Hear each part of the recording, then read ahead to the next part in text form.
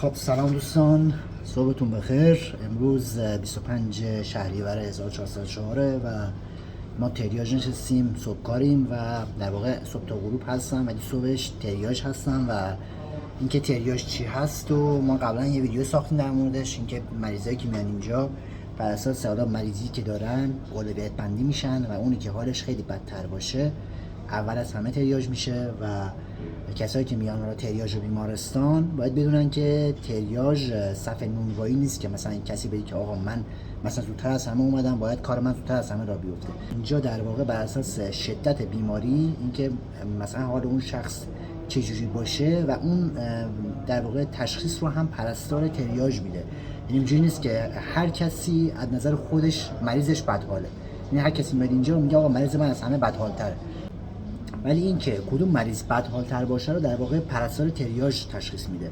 اینجوری نیست که همراه مریض بگه آقا مریض من بدحاله.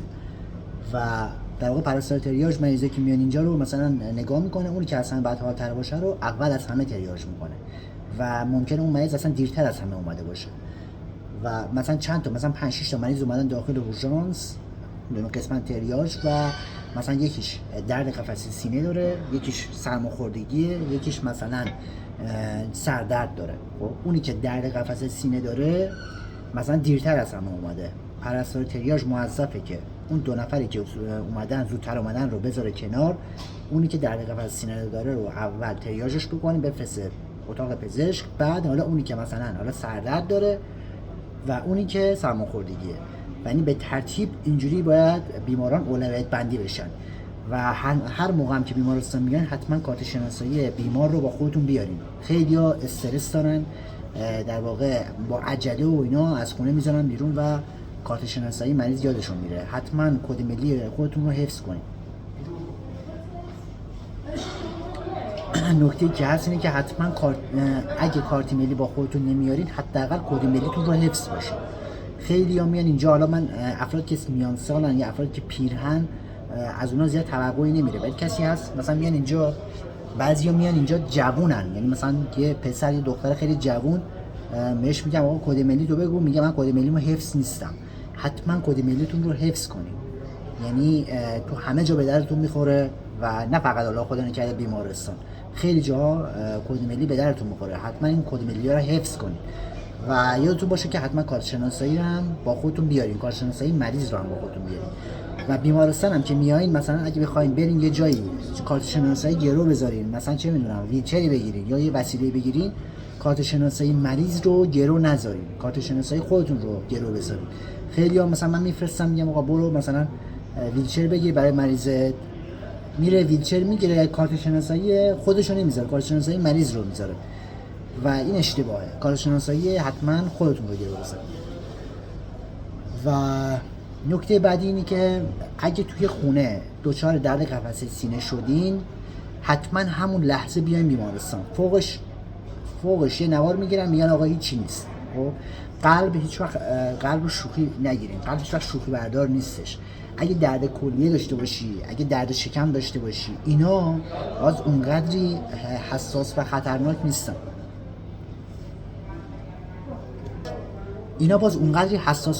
نیستن. ولی قلب رو نمیتونی شوخی بگیری.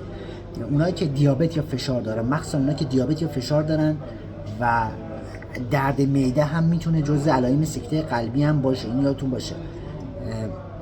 درد معده یا درد قفسه سینه، درد فک، شانه های چپ یا پشت، اینا در واقع نشون دهنده های در واقع سکته های قلبی هستند که مخصوصا کسایی که فشار دیابت دارن.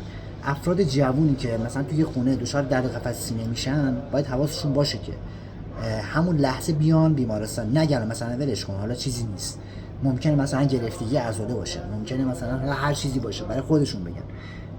و ما مورد داشتیم که طرف مثلا درد قفسه سینه بوده تو خونه، گفته که آقا چیزی نیستش، مثلا گرفتگی عضله است، چیزی نیست، با خودش اینجوری فکر کرده و بعد مثلا چه میدونم 6 ساعت 7 ساعت اومده بیمارستان و نوار قلب گرفته که فهمیده که آقا مثلا قلبش مشکل داره و علائم سکته قلبی رو داره و اگه همون لحظه می اومد خب مسلما درمانش سریعتر انجام میشد، بهتر میشد. ولی اگه شما هر چقدر دیرتر بیای بیمارستان خطر ایست قلبی هم زیاده. برای همین دردهای قلبی رو هیچ وقت شوخی نگیریم، مخصوصا افرادی که سنشون بالا، مخصوصا افرادی که دیابت یا فشار دارن، یا افرادی که حالا بیماری‌های زمینی دارن یا تو ارثشون حتی بیماری‌های قلبی دارن. و اصلا جوون و پیر و اینا هم اصلا کاری نداریم، به سن ما کاری نداریم. خب اگه این علائم داشته باشین بیاین بیمارستان، فوقش یه دونه نوار قلب رو میگیرن ازتون، اگه چیزی نداشته باشین مرخصتون میکنن. و اینا در مورد علائم قلبیه و اینا چند تا نکته بود که حالا گفتم که شما بدونین. و حالا چه مشکلتون؟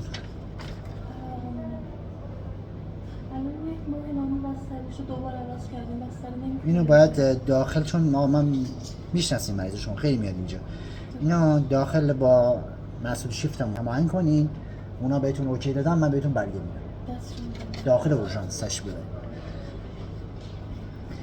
داشتم میگفتم نکته‌ای که باید بدونین که حتما بیمارستان که وقتی میخواین هر بیمارستانی برین حتما یه سرچ کوچیک بکنین.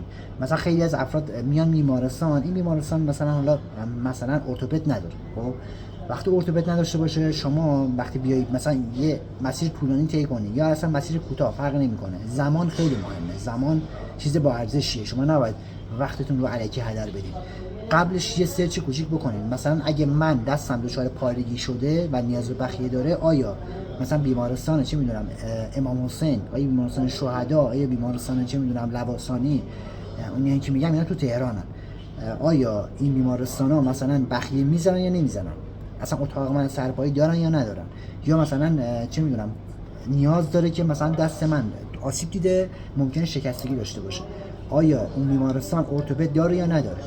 یه سرچ کوچیک بزنید، ممکنه اصلا اون بیمارستان اصلا ارتوپد نداشته باشه، یا اگه مثلا مریض شما مثلا خون بالا میاره، دچار مثلا زخم معده هست، خون بالا میاره، شما نمیتونی همینجوری مریض رو ببری به بیمارستان، که مثلا هر بیمارستان که نزدیکترین بیمارستان، شما سرچ میکنی، مگه اینکه مریضتون هوشیاری نداشته باشه، یا اصلا در مصاحبه بزنید 115. اگه مریضتون هوشیاری نداره یا مثلا دیگه اصلا جواب نمیده یا اصلا به اون حالش خیلی بد حال هست، اون موقع زنگ بزنید 115. ولی اگه مریضتون نه هوشیاری داره، راه میره، اوکیه، نرمال، علائم حیاتیش نرماله، فقط مثلا خون بالا میاره، خب در اون صورت شما در واقع باید سرچ بزنید ببینید که آقا مثلا بیمارستان که تشریف میبرین گوارش داره یا نه، یا متخصص داخلی داره یا نه. خب که باید حتما یه سرچی بزنید از قبل، نرین یه بیمارستانی اونجا الکی اونجا علاف بشین بعد بهتون بگن که آقا باید برید یه بیمارستان دیگه. حتما یه سرچ کوچیکی قبلش بزنید. اما مورد بعدی چیه؟ نکته بعدی که باید بدونید در مورد اورژانس و غیر اورژانس بودنه. خیلی از موارد که اورژانس نیست پا نشین توی تایمایی که واقعا نیاز و ضروری نیست بیان بیمارستان. آقا نیاین ساعت 3 صبح برای زدن یه آمپول تقویتی نیاین. ما اگه مثلا خیلی از افراد هر تایمی که فکر میکنن، هر تایمی که دوست داشته باشن میتونن بیان بیمارستان. اصلا بیمارستان و اورژانس مخصوص بیماران بدحال هست. طرف ساعت 3 صبح بلند میشه میاد بیمارستان به خاطر اینکه مثلا یه نوروبیوم بزنه، خب، یا مثلا به خاطر یه گلودرد خیلی ساده. اگه مثلا یکی هست تب 40 درجه داره، تو خونه تجهیزات نداره، آره اون حالا بیاد بیمارستان یه داروی چیزی بهش بدن. ولی یکی هست یه گلودرد داره فقط به خاطر یه گلودرد که میتونه اونم صبر داشته باشه یا آب نمک کنه، چون همه ما گلودرد داشتیم، صبر داشته باشه یا آب نمک کنه، ساعت 8 صبح 7 صبح 8 صبح بره مثلا درمونگاه براش دکتر یه داروی چیزی بنویسه. نیاز نیست شما ساعت 3 صبح بلند شی بیای به خاطر یه گلودرد. میگم مگه اینکه میگم حال اون شخص خیلی بد باشه و مثلا تب 40 درجه داشته باشه، چه میدونم حالش دیگه خیلی بد حال باشه، یا اسهالای خیلی زیاد داشته باشه، استفراغ زیاد بکنه، اون فرق میکنه. ولی به خاطر یه گلودرد خیلی ساده پا نشین بیاین بیمارستان، یا فقط مثلا به خاطر یه تزریق چه میدونم گگزا، تزریق یه دونه نوروبیون، تزریق یه دونه چه میدونم ویتامین، پا نشین بیاین بیمارستان. مخصوصا اورژانس نیاین، چون اورژانس فقط برای مریضای بدحاله. وقتی شما مراجعه میکنی بیمارستان باعث میشه که اون انرژی کادر درمانم بی خودی هدر بره و اون انرژی که باید صرف مریضای بدحال تر بشه صرف شما بشه. و حالا خیلی شاید ممکنه آقا میگن که آقا نه من چه میدونم پول بیمه میدم که بیام ازش استفاده کنم، ولی این مراجعه های غیر ضروری باعث میشه که انرژی کادر درمان الکی هدر بره و حتی اگه اون کاری هم برای شما نکنن حرفی هم که دارم با شما میزنم، وقتی هم که داره با شما سپری میشه، حتی اون مسافت که شما طی میکنی میای بیمارستان با چندین نفر رو داری حالا درگیر میکنی با خودت که بیای بیمارستان، فقط صرفا به خاطر اینکه مثلا یه نوروبیان بزنی، یه دگزا بزنیم یا مثلا چه میدونم یه ویتامین بزنیم. و این نکاتی که خیلی مهمه. و جان یه موردی هم که هست اینه که شما وقتی میایین بیمارستان حتما قبلش اگه مثلا مخصوصا شهرستان میخواین بیاین، طرف مثلا از اهواز بلند میشه میاد تهران یا مثلا از شمال بلند میشه میاد تهران، و باید حتما قبلش اگه مریضتون مثلا چه میدونم کراتش 2 یا 3 نیاز هست که دکتر نفرولوژ ببینه یا مثلا چه میدونم نیاز هست که آندوسکوپی بشه، حتما قبلش وقت بگیرین درمانگاه. یعنی پا نشین ساعت مثلا چه میدونم ساعت 3 صبح برسین تهران.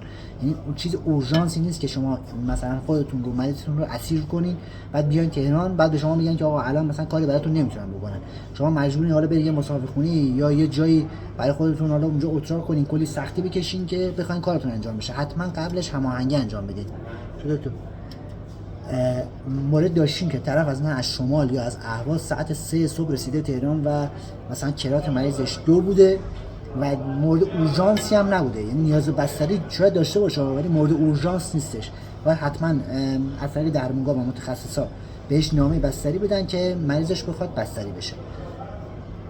و یه مورد دیگه هم هست اینه که مثلا بعضی از بیماری ها مثلا مثل کسی که سنگ کلیه داره، خب کسایی که اینجا بیمارستان ماست مریضای سنگ کلیه زیاد میاد، کسایی که سنگ کلیه دارن اینا اگه ما جای دیگه ای مثلا شهرستان یا مثلا یه بیمارستان دیگه ای اگه مسکن میگیرن، اگه اونجا بهشون میگن که آقا برو مثلا فلان جا اونجا مثلا دستگاه سنگ شکن داره یا مثلا جراح دارن، برو اونجا الان مثلا سنگ شکنت میکنن، الان بری اونجا درجا سنگ شکنت میکنن یا درجا جراحیت میکنن، اصلا همچین چیزی ما نداریم. یعنی کسی که سنگ کلیه داره و یه جای دیگه مسکن گرفته بهش گفتن اونجا برو فلان جا همونجا درجا سنگ شکنت میکنن یا درجا جراحیت میکنن، اصلا همه اینا دروغ محضه و شما حرفاشون رو باور نکنید. یعنی هر بیمارستان، یعنی اگه مریضی بیاد اینجا و ما بهش مسکن بزنیم نمیتونیم، اگه بیمش مثلا به اینجا نخوره من نمیگردم بهش بگم که آقا برو فلان بیمارستان مثلا اونجا بریم اونجا درجا سنگ شکنت میکنن درجا چه میدونم جراحیت میکنن. باید حتما از قبل وقت متخصص اورولوژی بگیره، بره اونجا کاراش انجام میشه، متخصص ببینتش و حالا آزمایش‌هاش، سونوگرافی‌هاش، سی‌تی‌هاش اینا رو ببینه و بهش وقت سنگ شکن جداگونه میده. یعنی ممکنه وقت سنگ شکنش خودش مثلا 5 روز دیگه باشه، یعنی چیز اورژانسی نیست. خیلی‌ها مثلا میرن چه میدونم شهرستان مسکن میگیرن بعد مریضشون بلند میکنن میارن تهران که آقا مثلا اینجا ما سنگ شکنش کنیم. قبلش باید وقت اورولوژی بگیریم. یعنی سنگ شکن جراحی کلیه برای درآوردن سنگ چیز اورژانس حساب نمیشه. یعنی شما نمیتونی بیای بیمارستان بگی همین الان من سنگ شکن کنی یا همین الان من جراحی کنی، همچین چیزی اصلا ما نداریم. و اگه یه جای دیگه مسکن میگیرین حتما قبلش هماهنگی انجام بدید. سلام، معذرت میخوام خواستم یه عکس بگیرم کدوم اسم سمت رادیو بشین. مرسی. پس اگه جای دیگه مسکن میگیری برای دردتون حتما قبلش زنگ بزنین اطلاعات بگیرین اینکه چجوری وقت بگیرین برای مثلا متخصص اورولوژی و وقتی میرین اونجا تازه میان اینجا دکتر اورولوژی میبینه و به شما وقت سنگ شکنی وقت جراحی جداگونه میده.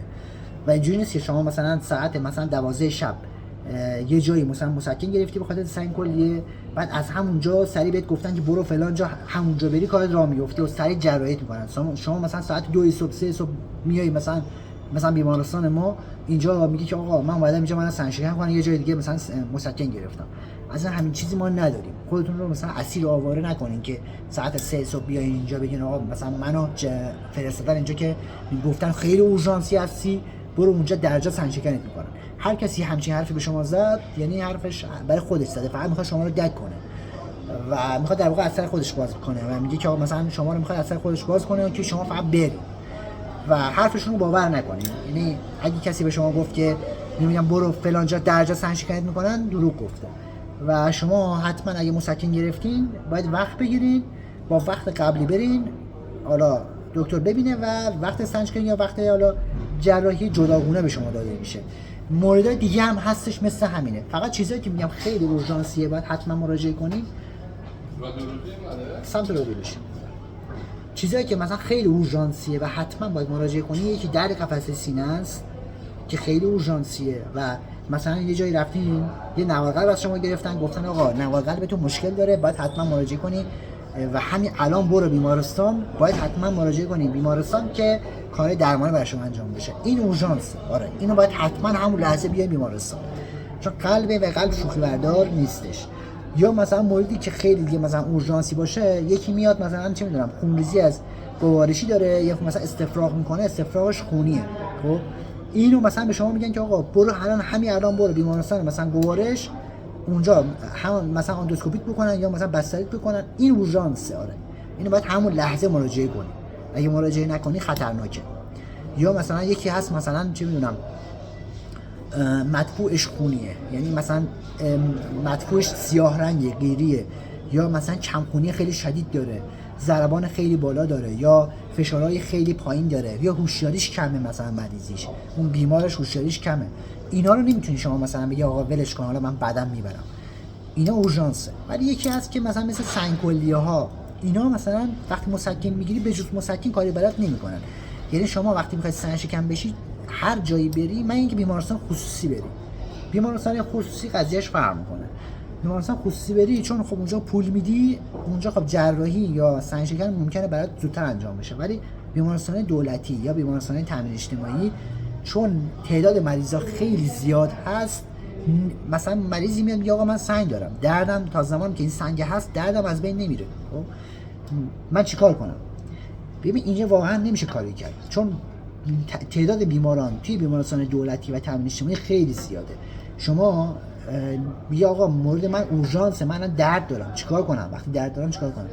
ما میگیم آقا درسته، حرف شما منطقیه، شما درد داری، سنگ داری و دردت هم زیاده، ما به جز مسکن الان نمیتونیم کاری بکنیم براتون. چون تعداد مریضایی که مراجعه میکنن خیلی زیاده و همشون هم درد دارن، همشون هم سنگ دارن و باید شما وقت بگیری بری توی نوبت سنگ شکن یا نوبت جراحی. و در واقع این در مورد اورژانس غیر اورژانس بودن بود که مثلا خیلی ها میان ساعت مثلا 3 صبح میان بیمارستان برای فقط اینکه آقا مثلا سنگ شکن جراحی انجام بدن. صبح در موقع ساعت 2 به بعد میان اینجا. اینا چیکار کنم؟ گفت داروهاشو بگیرن. داروها رو از هم در موقع خودمون همکفش داروخونه داره، از همونجا بگیر. همون چلو آره از نگهبون در بپرس بهت میگه یکم بالاتر. در واقع اینا نکاتی بودن که گفتم حالا بدونین، چون خیلی از افرادی که میان بیمارستان به خاطر اینکه نمیدونن چه موردی اورژانسه چه مورد اورژانس نیست خودشون رو اسیر میکنن و میان بیمارستان، آخرام دست خالی از بیمارستان میرن بیرون و وقتشون رو هدر میدن، سرمایه‌شون رو هدر میدن به خاطر اینکه نمیدونن چه چیزی اورژانسه و چه چیزی اورژانس نیستش. این کانال یوتیوبه برای مردم، حالا میگم که مثلا این چیز اورژانس نیست، اینجا مردم نگاه میکنن و اطلاعاتشون میدن. خودت هم برن. در واقع اینا اطلاعاتی بود که حالا ما گفتم اینا رو بگم و خیلی از مردم اینا رو نمیدونن و اگه حالا باز موردی تو ذهنم باشه میگم که حالا شما ببینید.